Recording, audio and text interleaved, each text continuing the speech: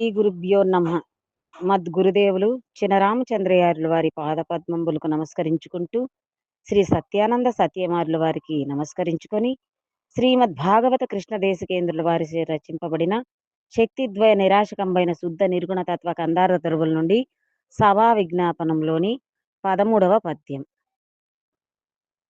పునరుక్తి కల్గియుండిన వినికోపము ఛాయవలదు వేడుకొనియదన్ వినువారు దూరపర్ధము గనవలె దగ్గర నటంచు కల్పించినాను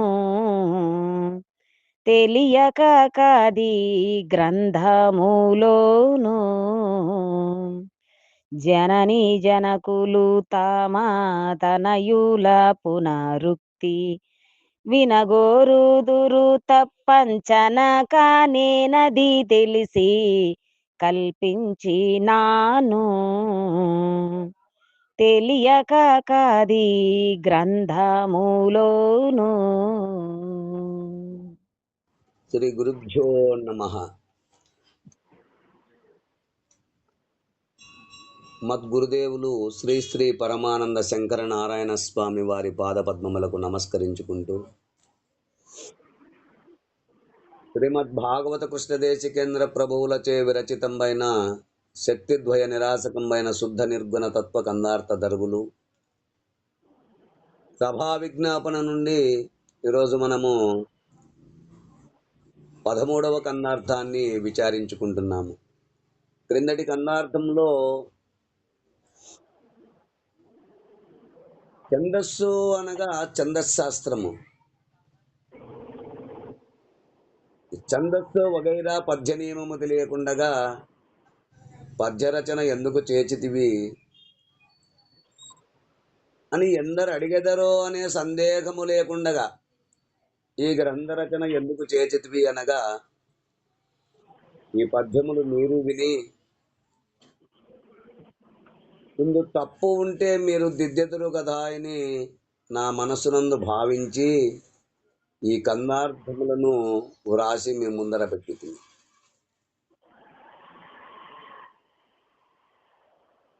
ఇందు తప్పులుంటే మీరు దిద్దెదరుగాక అంటూ మనము క్రిందటి కందార్థములో విచారించుకున్నాము. తదుపరి కందార్థము 13వ కందార్థము సుఖవి ప్రశంస. పునరుక్తి గలిగియుండిన విని కోపము ఛాయవలదు వేడుకొనియదన్ వినువారు దూరపర్ధము గనవలే దగ్గర నటంచు కల్పించినాను తెలియక కాది గ్రంథములోను జననీ జనకులు తమా తనయుల పునరుక్తి వినగోరుదురు తప్పంచన కాని నది తెలిసి కల్పించినాను తెలియక కాది గ్రంథములోను.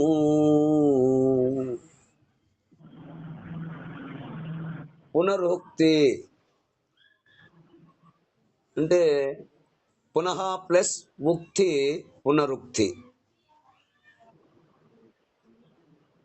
పునరుక్తి అంటే చెప్పిన భావమునే తిరిగి తిరిగి చెప్పుటకు పునరుక్తి అందురు. ఇది గ్రంథరచనలో దోషముగా చెప్పబడును.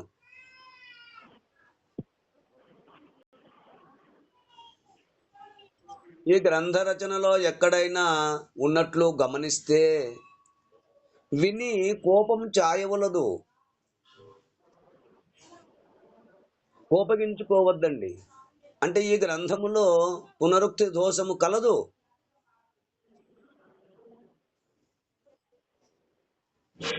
అని చూసి తప్పుగా భావించవద్దు అని వేడుకొనియదన్. అంటే పెద్దలైన మిమ్ములను ప్రార్థిస్తున్నాను. ఎందుకంటే వినువారు ఈ గ్రంథరచన పరిశీలించేవారు దూరపర్ధము గనవల దగ్గర నడంచు అనగా దూరముగానున్న వస్తువు. అంటే మనోవాక్కులకందని సామాన్యముగా తెలియబడినంతటి దూరములోనున్న బ్రహ్మతత్వము అనగా పరిపూర్ణ భావము.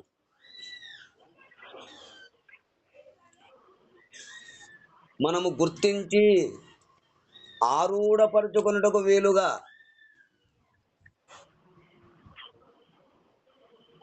అంటే భాగవతములో ఆ దైవము ఎక్కడో నున్నట్లుగా చెప్పబడినది. అల వైకుంఠపురంబులో నగరిలో నామూల సౌధాంబుధాపులా అనేటువంటి పద్యములో ఆ దైవము ఎక్కడో నున్నట్లుగా చెప్పబడినది, కానీ సర్వవ్యాప్తమై ఎదుటనే ఉన్నదనియు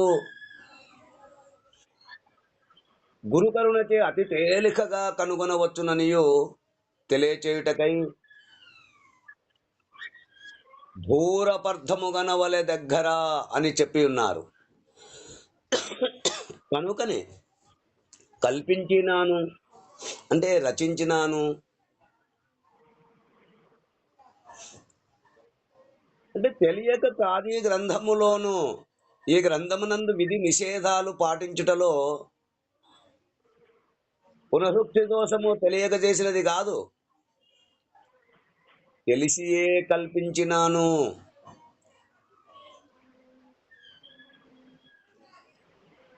ఎందుచేతననగా ఈ పద్యములో ధూరపర్థమనగా గంభీర భావము లేక రహస్య భావము. అట్టి గంభీర భావమును రహస్య భావమును అతి తేలికగా తెలుసుకొనుటకై ఒకసారి చెప్పిన భావము మరొక పద్యములో చెప్పుచూ వ్రాసినాను.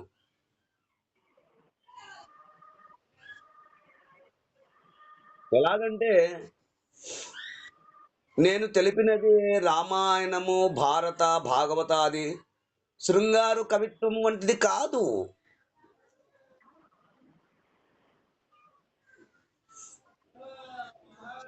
ఆద్యాంతములు లేని దైవత్వమును చూడగోరు వారికి ఎక్కడో దూరములో తెల్పక దగ్గరగా చూపించవలైననే కోరికచే అట్లు తెలిపితేనే గాని పునరుక్తి దోషమని తెలియక కాదు. ఎలా అంటే జననీ జనకులు తమ తనయుల పునరుక్తి వినగోరుదురు తప్పంచనక. అంటే తల్లి తండ్రులు తమ చిన్నపిల్లలతో వచ్చిరాని మాటలను పలికిన పలుకులనే పిల్లలు పలుకుచుండినను కూడా మరలా మరలా పలకమని ఆ తల్లిదండ్రులు కోరినట్లుగా ప్రశ్నించుచు ఆనందించెదరు కదా. అట్లని కోపగించుకున్నారు. అంటే పిల్లల మాటలు తప్పించక సంతోషముతో మరలా మరలా వినుటకు ప్రయత్నింతురు. అట్లునే నేను అది తెలిసి కల్పించినాను, తెలియక కాది గ్రంథములోను ఈ అంశమునే నేను దృష్టి యందుంచుకొని ఈ రచన మీ ముందు ఉంచినాను అంటూ శ్రీమద్ భాగవత కృష్ణ ప్రభువుల అభిప్రాయము ఈ కందార్థమునందు తెలిపినారు. ఈ కందార్థ భావాన్ని మీరు కూడా అందుకుంటారని కోరుకుంటూ జై గురుదేవా. జై గురుదేవా.